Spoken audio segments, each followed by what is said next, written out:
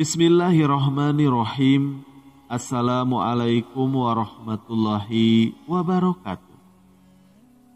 Sahabat rahasia kolbu rahimakumullah. Inilah orang yang pertama kali akan dihisab di hari kiamat nanti. Hari perhitungan ialah di saat yang menentukan nasib manusia yang sesungguhnya.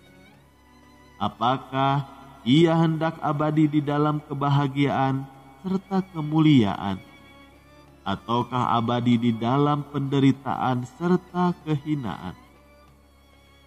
Tidak terdapat seseorang juga yang mengenali nasibnya pada hari itu. Sebab akan banyak orang yang kecewa, banyak orang yang dikira pasti masuk surga, ternyata malah yang pertama kali masuk neraka. Demikian dahsyatnya hari itu, ditafsirkan di dalam hadis yang jadi bahasan kita kali ini. Dari Abu Hurairah radhiyallahu anhu, saya mendengar Rasulullah Shallallahu Alaihi Wasallam beliau bersabda, sesungguhnya orang yang pertama kali diputuskan nasibnya pada hari kiamat, yakni orang yang mati syahid. Ia dipanggil ke hadapan Allah, kemudian Allah mengatakan nikmat-nikmatnya pada orang itu. Ia juga ingat serta mengakuinya. Kemudian Allah bertanya pada orang itu, untuk apakah engkau pakai nikmat-nikmat itu? Lalu ia menanggapi, saya pakai buat berperang di jalanmu, sehingga saya mati syahid. Lalu Allah berfirman lagi, dusta, engkau berperang supaya diakui sebagai seorang pemberani, serta perihal itu sudah tercapai. Nasib orang itu juga diputuskan, ia digiring serta dilemparkan ke dalam neraka. Setelah itu, orang yang tekun belajar serta mengajar, dan juga pakar Al-Quran, ia dipanggil ke hadapan Allah, kemudian Allah mengatakan nikmat-nikmatnya pada orang itu. Ia juga ingat serta mengakuinya. Kemudian Allah bertanya kepadanya, buat apakah engkau pakai nikmat-nikmat itu? Lalu orang itu menanggapi, saya sangat tekun belajar serta mengarahkan ilmu, juga giat membaca Al-Quran itu untukku. Lalu Allah berfirman, dusta, engkau tekun belajar biar diakui selaku orang yang pandai. Engkau tekun membaca Al-Quran biar diakui selaku orang yang mahir di dalam membaca Al-Quran. Serta seluruh itu telah engkau miliki. Nasib orang itu juga diputuskan, ia digiring serta dilemparkan ke dalam neraka. Setelah itu orang yang Allah berikan bermacam-macam kemudahan baginya untuk memiliki segala macam kekayaan. Ia dipanggil ke hadapan Allah, kemudian Allah mengatakan nikmat-nikmatnya pada orang-orang tersebut. Lalu ia juga ingat serta mengakuinya. Kemudian Allah bertanya kepadanya, buat apakah engkau pakai nikmat-nikmat itu?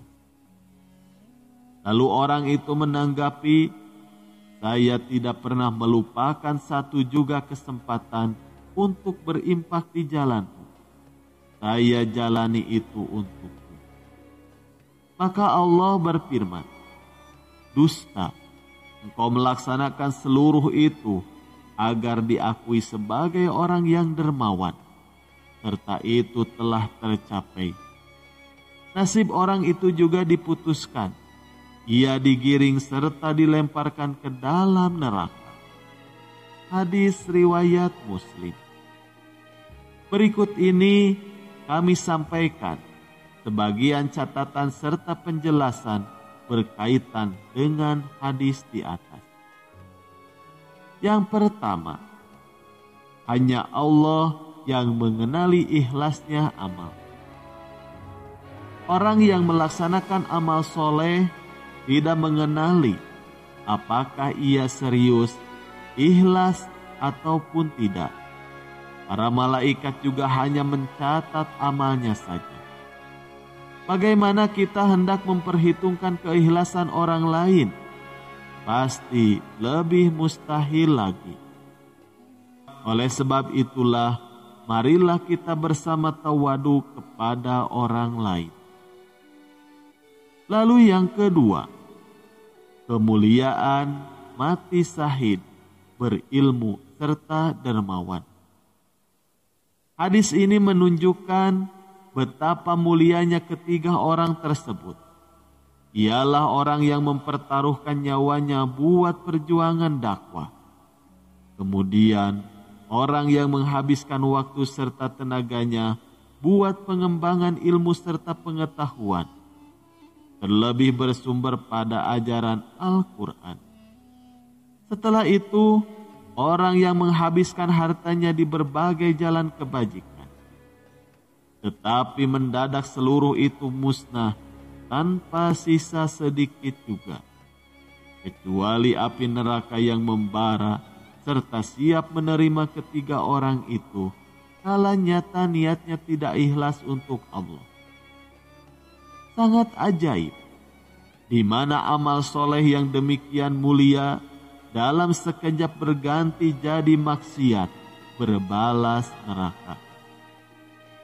Lalu yang ketiga, hendaknya kita senantiasa waspada hingga ajal.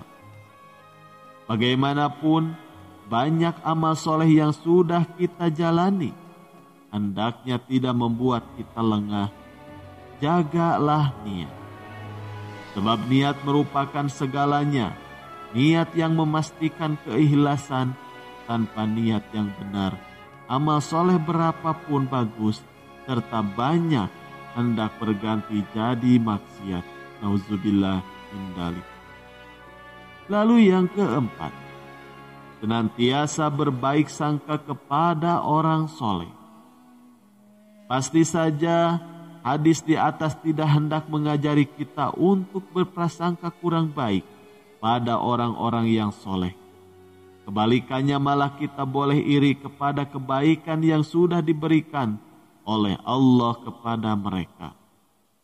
Perilaku iri yang positif, sehingga kita berlomba-lomba di dalam amal kebajikan.